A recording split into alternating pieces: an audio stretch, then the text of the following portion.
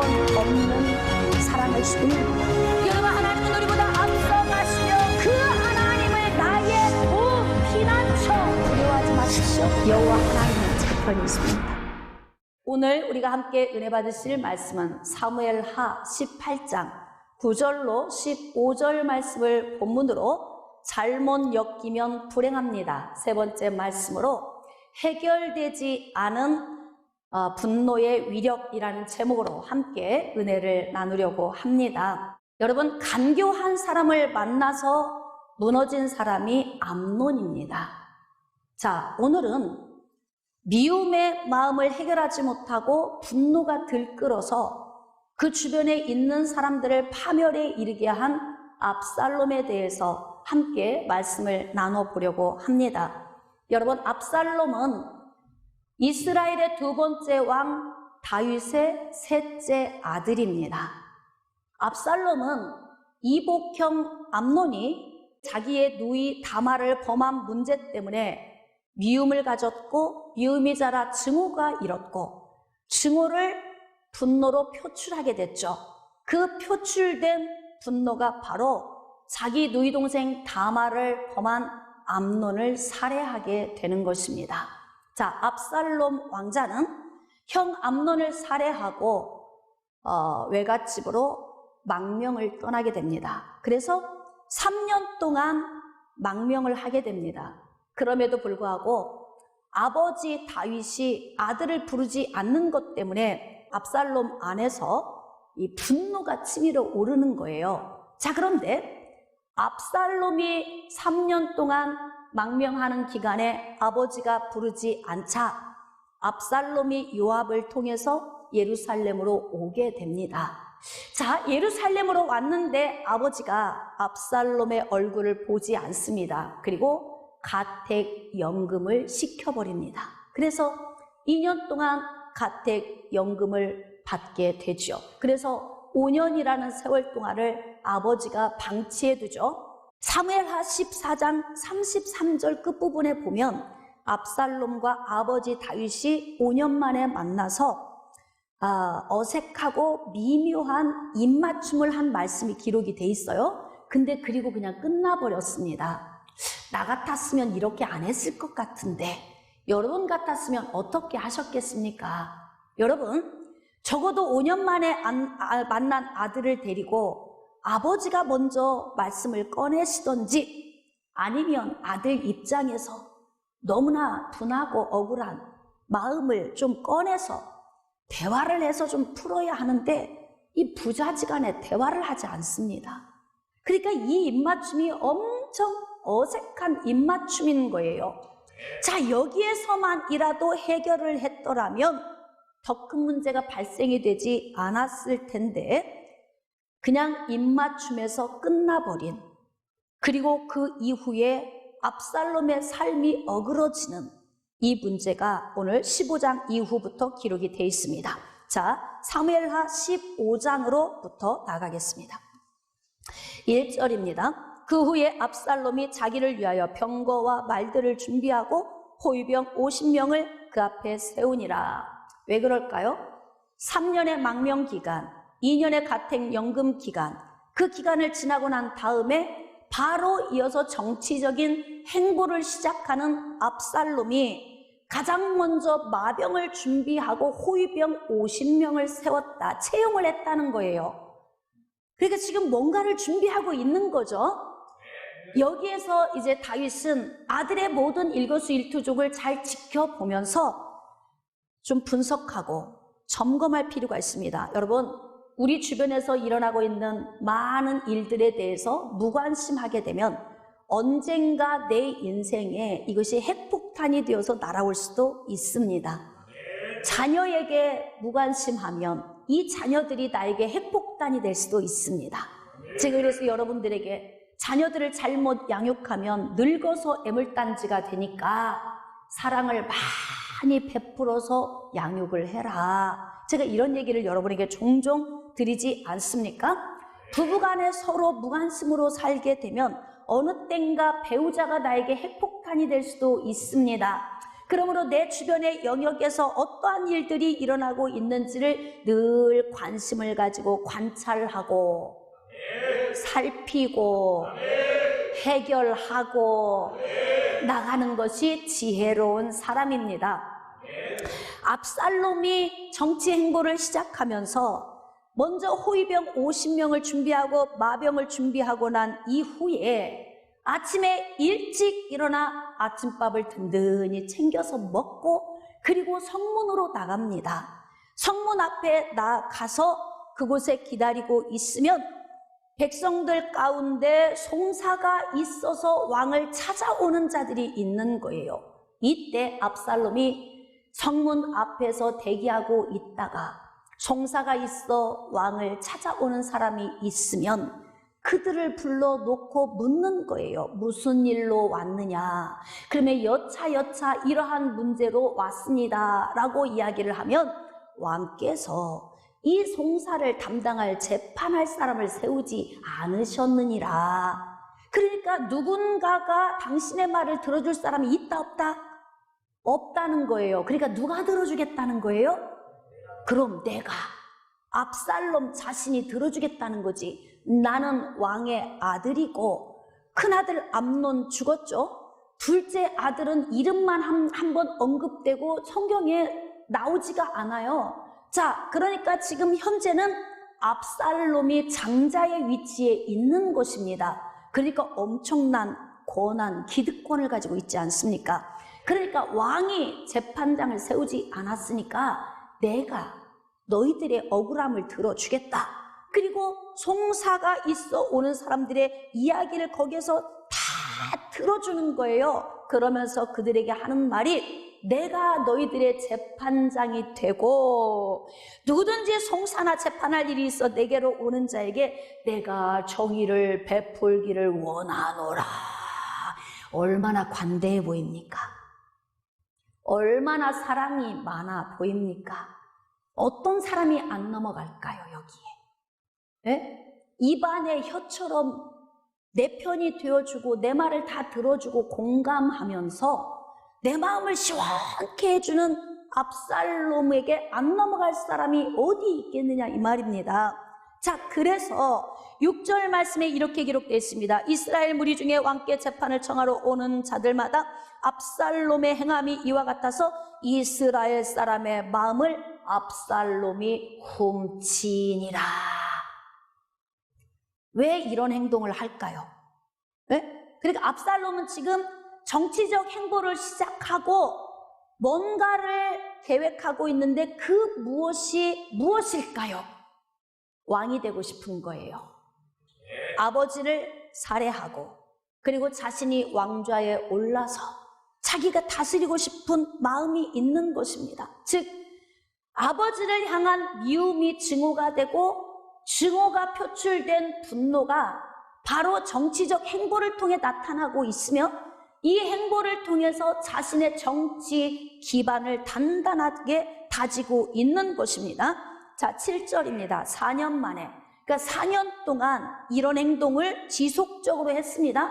그런데 성경에는 다윗이 이러한 일에 대해서 어떠한 조치도 취했다는 말이 기록되어 있지 않습니다. 참 여러분 놀랍지 않습니까?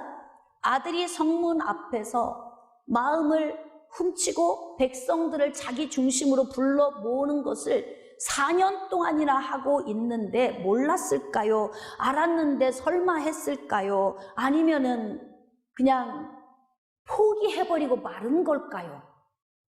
응? 어떤 것일 것 같아요? 다윗은 아들에 대해서 아마 설마 이런 마음을 갖지 않았을까? 설마 자식인데 애비를 죽이기야 하겠어? 이런 마음을 가졌을 수도 있습니다. 자, 고민해 봅시다. 형을 죽인 사람이 아버지 죽이는 게 어려울까요? 고민해 보셔야 합니다. 그러니까 어떤 한 사람의 인생을 보면 그 사람이 살아온 삶을 보면 다음에 어떤 삶을 살 것인가를 적어도 좀 읽을 수 있어야 한다는 겁니다. 그런데 4년 동안 압살롬이 백성들의 마음을 훔치고 본인이 송사의 문제를 다 앞에서 재판하는 4년의 시간이 지나는데 다윗 왕은 아무런 조치를 취하지 않고 있었다는 거죠. 그러니까 우리가 다윗 왕의 인생의 삶을 보면 좀 답답하다 이런 느낌이 들지 않습니까? 여러분, 기도 많이 해도 답답한 사람이 있어요. 그렇죠? 기도 많이 하면서도 삶은 어떻게 살아야 하는지 잘 모르는 사람들도 있습니다.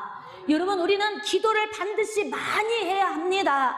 그러나 말씀을 통해서 본보기 삼아 인생의 삶을 어떻게 살아야 하는지도 잘 깨달아 알고 없어도 될 문제를 발생시키지 않도록 미연에 예방하는 그런 지혜가 우리에게 있어야 할 것입니다. 이제 4년 만에 압살롬이 왕께 나아갔습니다. 왕께 아뢰되 내가 여호와께 서원한 것이 있사오니 청하건대 내가 헤브론에 가서 그 서원을 이루게 하소서. 자, 그 서원이 무엇일까요? 8절입니다. 당신의 종이 아람 그술에 있을 때에 언제? 3년 동안 망명해 있을 때 그때 서원하기를 만일 여호와께서 반드시 나를 예루살렘으로 돌아가게 하시면 내가 여호와를 섬기리이다 하였나이다. 왜 이런 기도를 했을까요? 여러분, 제가 여러분에게 얘기했죠. 내가 할 수 있는 것은 내가 하고 내가 할 수 없는 것은 하나님께 맡기고 기도하는 것입니다. 이걸 여러분에게 늘 제가 말씀을 드렸어요. 지금 압살롬이 하나님께 서원하고 그술에서 망명하는 그 기간 동안에 하나님께 기도했다고 하는 내용이 뭐냐면, 하나님, 만약에 내가 예루살렘으로 갈 수 있도록 하나님이 인도해 주신다면 이라고 기도한 거예요. 자, 왜 이런 기도를 하게 됐을까요? 왜 하게 됐을까요? 아버지가 안 부르는 거예요. 안 부르시는 거예요. 자기는 형을 죽였기 때문에 범죄자이니까 자기 스스로 나아가기는 곤란하고 아버지의 부르심만 기다리고 있는데 안 되는 겁니다. 그러니까 사실은 그곳에서 그런 기도했을 수도 있죠. 여러분, 예수 믿으면서도 우리가 범죄하고 살지 않습니까? 그리고 범죄하고 난 후에 또 기도하지 않습니까? 압살롬도 기도했을까요? 안 했을까요? 얼마나 애가 타도록 기도했겠습니까? 특히 감옥에 들어가 있는데, 예? 망명한 기간은 자유가 없어요. 거기에서 있는다고 즐겁기는 하겠습니까? 가족들 다 놓고 혼자 도망가 있는 감옥과 다름없는 삶. 그곳에서는 간이 저리죠. 그곳에서는 간절하게 기도했겠죠. 들어갈 때 다르고 나올 때 다르다고. 기도한 대로 살면 참 좋은데, 그런데 우리의 마음은 얼마나 변덕이 심한지 우리는 항상 마음이 변심을 하게 되지 않습니까? 그래서 하나님이 나를 이끌어 주시기만 하면 내가 하나님께 영광 돌리겠습니다. 뭐 우리 이런 기도 많이 합니다. 인생의 문제 만날 때마다. 기억도 없죠? 언제 애썼는지 기억도 안 날 거예요. 하나님은 다 기억하고 계십니다. 압살롬이 이렇게 기도를 했다는 것은 아버지에 대한 미움의 감정이 계속 싹이 트고 있었다는 걸 볼 수 있습니다. 그러면 다윗은 이것을 읽어야 하죠. 여기서 아들이 이렇게 말할 때에 아버지가 나를 불러주지 않으시니까 내가 하나님께 이렇게 기도를 했습니다. 그래서 아버지에 대한 감정이 제가 좋지 않습니다. 여기까지 읽는 사람이 지혜로운 사람입니다. 다윗이 읽을까요? 못 읽을까요? 못 읽습니다. 왜냐하면 지금까지 살아온 다윗을 보면 읽을 수가 없어요. 왜? 단순해. 깊이 생각을 안 합니다. 그리고 상대방의 입장에 돌아가서 저 사람은 어떤 마음일까, 어떤 괴로움일까에 대해서 별로 고민하지 않는 스타일입니다. 그러니까 아들의 마음을 읽을 수가 없는 거죠. 자, 그랬더니 다윗 왕이 어떻게 이 문제를 해결합니까? 9절입니다. 왕이 그에게 이르되 평안히 가라 하니. 자, 결국 압살롬은 자신이 왕이 되기 위한 명분으로 아버지를 찾아갔던 것이고, 백성들에게는 내가 아버지를 찾아가서 말씀을 다 드렸다. 이제부터는 내가 왕이 되었다.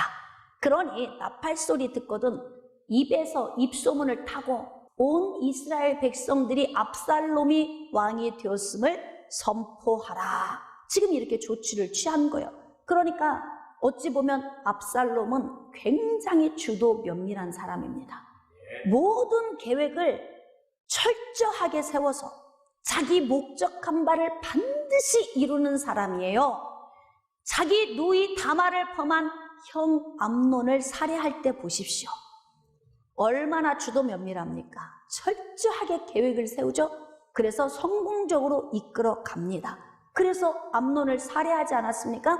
자, 그런데 이제는 암논이 죽고 없으니까 사건이 여기서 끝나야 되는데, 사건에 개입된 사람이 남아있으면 사건은 거기서 끝나지 않습니다. 그래서 제가 여러분들에게 어떤 문제가 발생하면 이 문제에 개입된 사람과 한꺼번에 이 문제가 아름답게 풀려야 해결이 되는 거예요. 자, 그런데 암논의 사건에 개입된 아버지에 관한 문제가 아직 해결이 안 되니까 압살롬 안에 있는 이 미움과 증오가 사라지지 않고 반복적으로 이렇게 분노로 표출이 계속 되는 것입니다. 자, 11절입니다. 그때 청함을 받은 200명이 압살롬과 함께 예루살렘에서부터 헤브론으로 내려갔으니 그들은, 자, 밑줄 그읍시다. 거기서부터 시작. 압살롬이 꾸민 그 모든 일을 알지 못하고 그저 따라가기만 한 사람들이라. 일이 막 되려고 할 때 보면은 이런 일들이 벌어져요. 뭐야. 근데 뭔지, 그냥 몰라. 그냥 가. 그냥 가면 돼. 가면 먹을거리 있어. 그냥 가봐. 그러면 가서 먹을거리 한 끼 얻어 먹고 악한 일에 가담을 그냥 하게 되는 거예요. 이렇게 무지한 사람들이 정황을 알지도 못하고 그저 따라가기만 한 사람이라. 자, 이제 여기서부터 고민해 봅시다. 이제 분노가 들끓고 있는 압살롬과 엮인 200명. 여러분, 잘못 엮이면 인생이 불행해집니다. 지금 우리 삶을 한번 점검해 봐야 합니다. 나는 어디에 서 있는가? 나는 누구와 함께 하는가? 나는 어떤 문제 가운데에 지금 처해 있는가? 이 부분을 우리가 점검해야 하는 거예요. 여러분, 사건 하나 끝났다고 끝난 게 아니에요. 문제 하나 끝났다고 끝난 것이 아닙니다. 문제가 문제를 낳고 이 문제가 또 다른 문제를 발생시킵니다. 암논 사건으로 끝나지 않더라 이 말입니다. 이 문제가 이제 화살이 어디에게로 왔습니까? 아버지 다윗에게로 온 거예요. 자, 그런데 기름 부음 받아 세움 받은 다윗이 이스라엘의 왕임에도 불구하고 이 백성들이 압살롬이 왕이 되었대, 압살롬이 왕이래, 이 소리를 듣고 아무 생각 없이 따라갑니다. 여기서 고민해 봅시다. 여러분, 이스라엘은 신정국가입니다. 이방인의 나라와 다릅니다. 그들은 하나님의 통치하심과 다스림 안에 있고 그들은 민족적 선민으로 하나님의 택함 받은 자들 아닙니까? 자, 그럼에도 불구하고 하나님이 세우지 않은 압살롬이 왕이 되었다고 따라가는 이들의 신앙 또한 문제가 많습니다. 자, 그러니까 저 몰라서 따라갔어요. 핑계 댈 수 있어요, 없어요? 자, 고민하고 대답하셔야 합니다. 전 몰랐어요. 목사님 몰랐기 때문에 가담한 거예요. 아무리 핑계 대도 그것도 핑계 댈 수 없는 것은 여러분, 영적으로 깨어있고 기도하는 사람들은 악한 일에 가담하지 않습니다. 깨달아지시면 아멘. 그렇기 때문에 핑계 댈 수가 없어요. 이들의 인생이 어떻게 되는지 한번 봅시다. 분노의 사람과 엮인 이들의 인생을 우리가 좀 지켜볼 필요가 있는 거예요. 그저 따라갔습니다. 그럼 이들은 할 말이 있겠지. 그저 따라간 거예요. 몰랐습니다. 아니에요. 몰랐어도 모든 죄는 자기에게로 돌아가는 것입니다. 그리고 자기의 죄로 말미암아 죽는 것입니다. 할렐루야. 신명기 24장 16절 말씀에 모든 사람은 자기의 죄로 말미암아 죽는다고 기록하고 있어요. 아버지가 아들의 죄로 말미암아 죽임을 당하지 않을 것이요, 아들이 아버지의 죄로 말미암아 죽임을 당하지 않을 것이라고 말씀하십니다. 그러니까 이들의 인생이 기울어졌다면, 어떠한 패망의 길로 갔다면 반드시 이들은 이들의 죄의 몫을 담당하게 된 것이라는 거예요. 그래서 여러분들이 할 수만 있으면 저는 모릅니다, 모르고 했습니다, 난 몰랐어요, 이런 이야기 하는 건 지혜롭지 않은 방법임을 오늘 여러분이 깨달아 아시기를 바랍니다. 자, 12절입니다. 제사 드릴 때에 압살롬이 사람을 보내 다윗의 모사 길로 사람 아히도벨을 그의 성읍 길로에서 청하여 온지라 반역하는 일이 커지매, 거기 밑줄 좀 그읍시다. 압살롬에게로 돌아오는 백성이 많아지니라. 이걸 보면서 이스라엘의 영적인 상태를 우리가 읽을 수 있습니다. 백성들이 깨어있지 못하니까, 하나님에 대한 지식이 없으니까 망해가는 모습이 보입니까? 그러므로 여러분 깨어있어야 합니다. 모든 교회가 깨어있어야 하고 나라 안에 있는 모든 백성들이 깨어있어야 합니다. 사랑하는 성도 여러분, 우리는 비록 나라가 지금 힘겨운 상황에 있을지라도 성령 충만해야 합니다. 그리고 교회의 부흥을 이루어 가야 합니다. 할렐루야. IMF가 와서 망하는 기업도 있지만 IMF라고 하는 기회를 타고 흥하는 기업도 있습니다. 깨달아지시면 아멘. 코로나로 인하여 위축된다고 하지만 이 시기에 부흥하는 교회도 있습니다. 할렐루야. 저는 여러분들이 부흥하는 통로로 쓰임받을 수 있기를 축복합니다. 이렇게 하나님에 대한 지식이 없어서 선민 이스라엘이 기름 부음 받지 않은 압살롬을 추종하기 시작했다. 그러니까 이들은 영적으로 죽어 있다. 결국 이들의 인생이 또 어떻게 되는지 좀 지켜봅시다. 자, 13절입니다. 전령이 다윗에게 와서 말하되 이스라엘의 인심이 다 압살롬에게로 돌아갔나이다 한지라. 여러분, 암논의 사건이 있고 9년이 지나는 시간 동안에 다윗은 한 번도 긴장감을 가지고 이 사건에 대해서 고민한 적이 없습니다. 그런데 지금에 와서 압살롬이 모반했다는 소식을 듣게 되는 거예요. 다윗의 태도를 한번 봅시다. 14절입니다. 다윗이 예루살렘에 함께 있는 그의 모든 신하들에게 이르되 일어나 도망하자. 자, 왜 도망하자고 이야기를 했을까요? 이 사건이 보통 사건이 아님을 감지한 거예요. 왜? 그동안 압살롬의 모든 행동, 그의 표정, 그의 말하는 것, 껄끄러웠던 모든 분위기, 이걸 다 생각을 해보니까 이제야 깨달아지는 것입니다. 아하, 그것이 이것이었구나. 응? 여러분, 늦게 깨달으면 패망하는 거예요. 빨리 깨닫는 것이 은혜입니다. 왜 이렇게 삶에 대해 기록된 성경 말씀을 통해 여러분에게 증거하겠습니까? 이 말씀이 나의 거울이 되어 나를 비춰보고 내 삶을 점검하면서 빨리 깨달으시라고. 그래서 내가 할 수 있는 일은 누가 하라고? 그럼요, 내가 하라고. 그래서 성경 말씀을 통해서 삶을 사는 방법을 우리가 배우게 되는 것 아니겠습니까? 도망하자. 그렇지 아니하면 우리 중 한 사람도 압살롬에게서 피하지 못하리라. 빨리 가자. 심각성을 이제 깨달은 거예요. 사실 보고받은 그 말 한마디 때문이 아니라 그동안 9년 동안 지나오면서 압살롬과 있었던 미묘한 상황들을 순간순간 생각해 보니까 아, 이게 작은 일이 아니구나. 여기 있다가 우리 다 죽겠구나.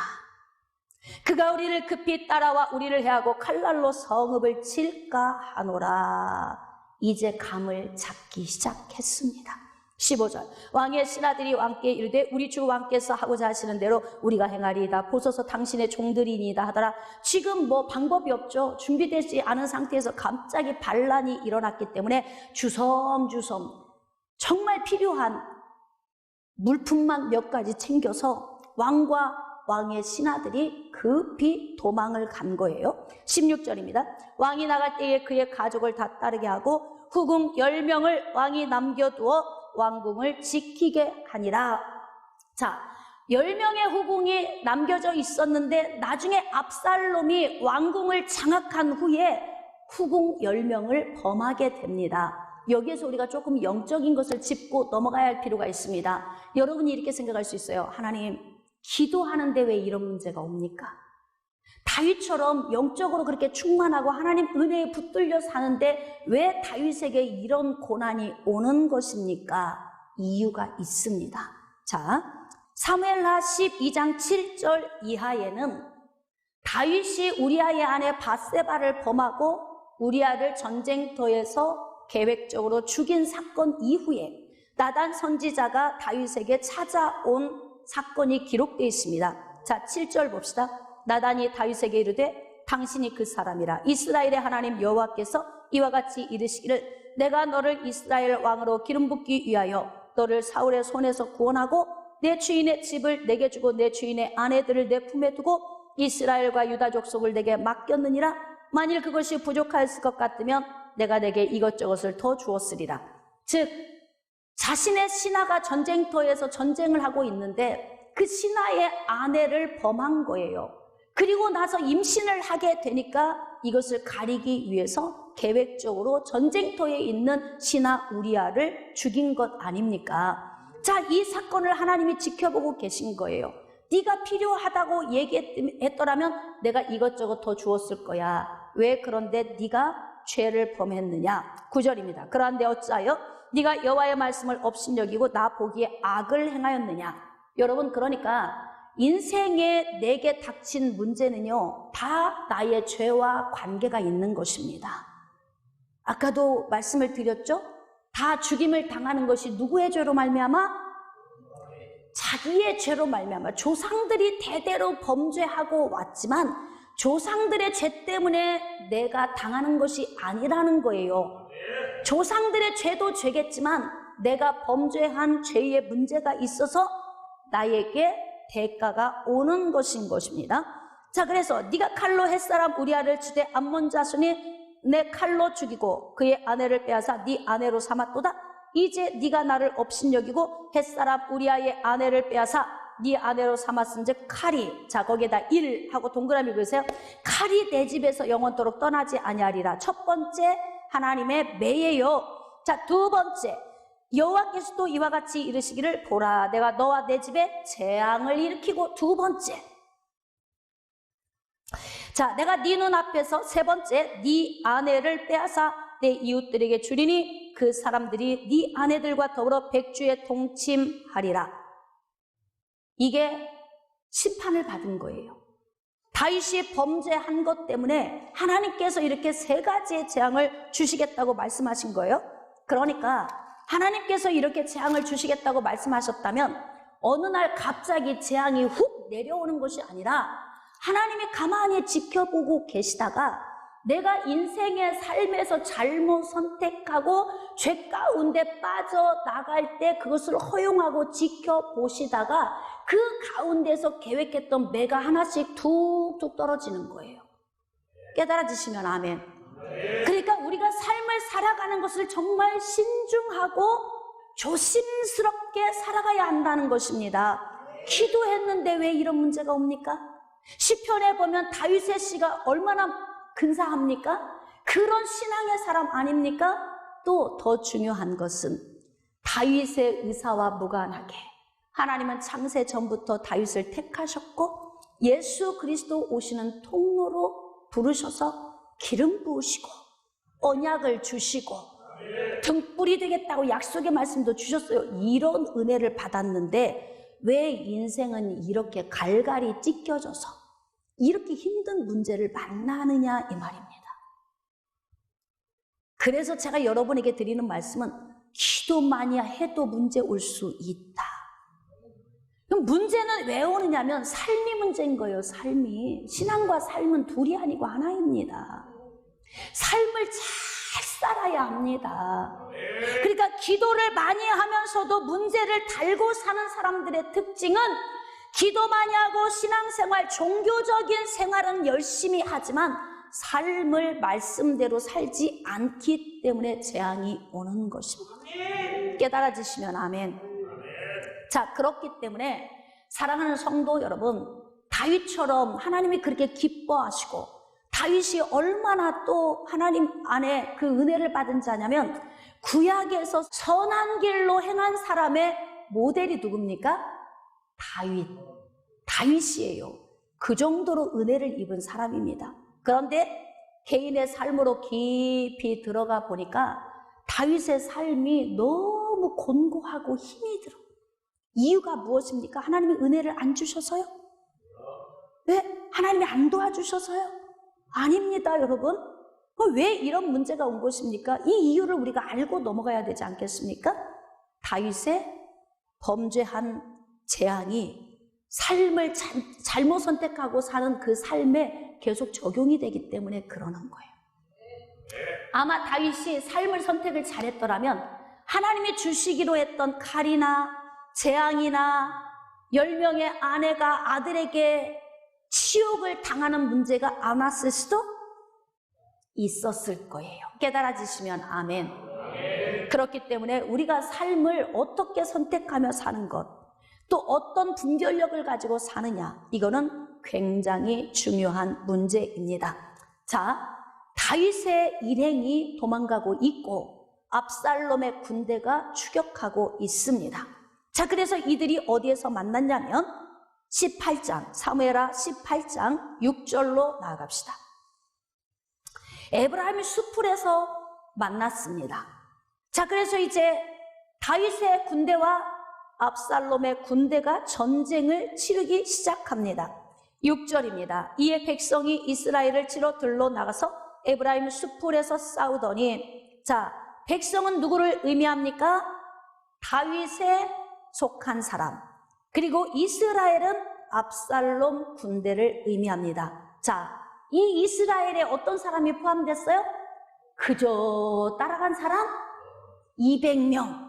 그리고 소문을 듣고 군중 심리에 의하여서 다 모여든 이스라엘 백성들, 이런 사람들이 지금 다윗을 죽이겠다고 쫓아와서 지금 전쟁을 치르고 있는 것입니다. 자, 영적으로 한번 들여다봅시다. 하나님의 기름 부음 받은 자 다윗 왕, 그리고 기름 부음 받지도 않았는데 스스로 왕이 되어서 자신을 왕이라 속이고 백성들을 데리고 와서 기름 부음 받은 자를 죽이려고 추격해 오는 압살롬과 그의 일행들, 영적으로 볼 때 악하지 않습니까? 이 그림을 여러분이 국가적으로도 볼 수 있겠지만요, 선민 이스라엘은 어찌 보면 큰 교회와도 같습니다. 하나의 교회로 비유할 수도 있어요. 이런 일이 교회 안에서 일어난다고 한번 생각해 보세요. 영적으로 다 지금 죽어 있는 거죠. 네? 어찌 보면 다윗도 제대로 영적으로 깨어있지 못하니까 이런 문제를 만나게 되는 것 아니겠습니까? 자, 숫자로 보면은 다윗의 군대가 10세입니다. 네? 왜냐하면 이스라엘의 12지파에서 모여온 이스라엘 백성들이 황급히 떠난 다윗과 다윗의 신하들과 지금 전쟁을 치르고 있으니까 이 숫자로도 대결을 할 수 없을 만큼 열악한 상황에서 전쟁을 치르고 있습니다. 누가 승리할까요? 누가 승리하겠습니까? 미묘하죠. 지금 여러분이 숫자로 보자면 압살롬이 이길 것 같고, 영적으로 보자면 하나님이 도와주시지 않을까? 또 이런 생각이 들기도 합니다. 7절입니다. 거기서 이스라엘 백성이 다윗의 부하들에게 패하매, 할렐루야. 여러분, 이 싸움은 다윗 입장에서는 지는 싸움입니다. 지는 싸움이에요. 그런데 왜 승리했을까요? 예? 하나님이 개입하셨어요. 왜 개입하셨어요? 하나님이 다윗에게 매를 대긴 하시지만 다윗이 죽게 하진 않으십니다. 이유는 아직 다윗의 사명이 남아있기 때문에 그렇습니다. 그러니까 하나님이 매를 대시다가도 위급한 상황이 오면 건져내십니다. 이 하나님이 우리의 하나님이십니다. 할렐루야. 그래서 우리가 엎드러지되 아주 엎드러지지 않으면 주께서 그의 손으로 붙드심이로다. 깨달아지시면 아멘. 그러니까 여러분, 우리가 특별한 존재가 되어서 하나님의 선민이 된 이 특권이 얼마나 놀라운 일입니까? 자, 반면에 압살롬을 추종했던 사람들 2만 명이 사망을 했습니다. 봅시다 한번. 여러분, 분노의 사람 압살롬과 엮인 2만 명의 인생이 얼마나 억울합니까? 한번 생각해 보세요. 이들이 왜 죽어야 돼? 왜 죽어야 돼요? 영적으로 깨어있지 않아서, 무지해서, 분별력이 없어서, 그래서 그냥 가봐. 거기 가면 먹을 게 있을지도 몰라. 가서 보니까 막 북적북적 분위기 좋아. 그러니까 막 누가 으쌰으쌰 하니까 아무 생각 없이 같이 그냥 따라서 그냥 했어. 그리고 이들이 이럴 수 있어요. 우린 몰랐어요. 자, 핑계 댈 수 있어요, 없어요? 없습니다. 핑계 댈 수 없습니다. 몰라서 갔을지라도 누가 선택한 거예요? 내가 선택한 것입니다. 분노의 사람과 잘못 엮이니까 2만 명의 인생이 불행해졌습니다. 여러분, 진짜 하나님께서 다윗을 통해 이루셔야 할 계획이 남아있으니까 다윗을 보호하기 위해서 개입했기 때문에 다윗 일행이 승리한 거예요. 싸움을 잘해서, 숫자가 많아서, 아니면 뭐 탁월해서가 아니라 이 말입니다. 하나님의 은혜가 개입이 된 거예요. 자, 그러나 그 반면에 압살롬의 군대가 2만 명이 죽었습니다. 여기에서 게임 끝난 게 아니에요. 이 게임은 언제 끝나느냐? 분노의 사람 안에 있는 분노가 해결이 되든지, 아니면 누가 둘 중에 하나가 죽어야 게임이 끝나는 거예요. 깨달아지시면 아멘. 그래서 해결되지 않은 분노의 이 문제는 엄청난 위력이 되어서 파괴적일 수 있다, 이 말입니다. 그래서 오늘은 우리 안에 있는 겨자씨알 만한 아주 작은 미움일지라도 점검해 봅시다. 부모가 자녀를 볼 때 난 쟤가 미워, 싫어, 이게 별거 아닌 것처럼 방치하면 나중에 이런 문제 발생할 수도 있어요. 네? 배우자끼리도 마찬가지고 교우들끼리도 어디 가서 누구와 엮여있던 문제도 내 안에 있는 작은 미움의 이 문제라도 해결하지 않으면 이것이 자라서 증오가 되고, 증오가 분노로 표출될 때 이렇게 이러한 어마어마한 문제를 발생시킬 수 있습니다. 자, 9절입니다. 압살롬이 다윗의 부하들과 마주치니라. 압살롬이 노새를 탔는데, 자, 이제 압살롬이 다윗의 부하들과 마주쳤으니까 결국 몇 명 안 되는 부하들 죽이면 이제 다 뚫린 거 아닙니까? 다윗 한 사람만 죽이면 끝나는 거예요. 게임은 여기에서 끝납니다. 그러니까 압살롬이 노새를 타고 가다가 다윗의 부하들과 딱 마주치자 이 안에 있는 분노의 불이 막 끓어오릅니다. 아, 저기만 뚫고 지나가면 누구를 죽일 수 있다? 다윗 아버지를 죽일 수 있다는 거죠. 여러분, 분노는요, 부모 자식 간의 관계도 고려하게 하지 않습니다. 부부 관계도 고려하게 하지 않아요. 깨달아지십니까? 그래서 빨리 해결해야 하는 것입니다. 자, 그런데 그 앞에 상수리 나무가 있었는데, 노새가 그 앞을 걸어가고 있는데 그 상수리 나무에 압살롬의 목이 착 걸려버리는 거예요, 가지에. 난 도무지 이게 이해가 안 됐어요. 이해가 안 돼서 이 말씀 한 절을 가지고 또 묵상하고 주님께 또 물어보고 정말 이건 좀 이해가 안 된다. 뭔 어떤 그 영화에서나 볼 듯한 문제 아닙니까? 이거 영화에서나 나올 일이지 우리가 진짜 현실에서 이런 일이 일어날 수 있을까? 라고 생각을 하고 저도 이해가 좀 안 되니까 계속 묵상을 한 거예요. 어느 순간에 이해가 되더라고요. 어떤 그림이 제 앞에 떠올랐냐면, 터널 입구에 큰 화물차가 탁 박혀있는 그림이 저한테 보여지더라고요. 이게 뭡니까? 제한을, 높이를 제한했는데 그냥 무시하고 간 거예요. 자, 그럼 생각해 봅시다. 화물 트럭을 운전하는 운전자가 이 터널을 그냥 갔다면 이유가 있겠죠. 졸았던지, 핸드폰을 보면서 카톡을 보냈던지, 전화를 받았던지, 안 그러면 설마 했던지, 아니면 정신이 다른 곳에 꽂혀 있었던지, 뭔 이유가 반드시 있었을 거예요. 에? 설마 했을 것 같다. 저는 이렇게 생각해요. 아마 카톡을 하고 있지 않았을까, 이런 생각. 그래서 가끔 우리가 뉴스에 보면은 터널 입구에 박혀 있는 큰 트레일러 같은 이런 차를 우리가 가끔 볼 수 있어요. 자, 지금 압살롬 앞에 있는 상수리 나무가 있는데 여기에 뭐라고 기록되어 있냐면, 압살롬 눈에는 누가 보였다? 다윗의 부하들이 보였다. 뭐가 보여야 되는데?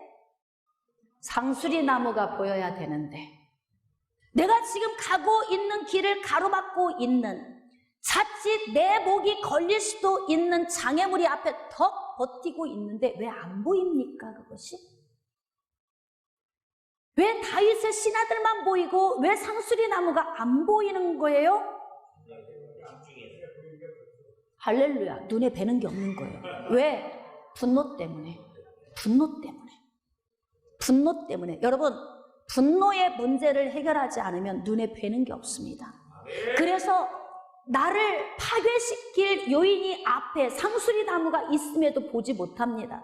내가 저 사람 살해하고 나면 내가 평생 무기징역이나 사형당할 수도 있다를 못 보는 거예요.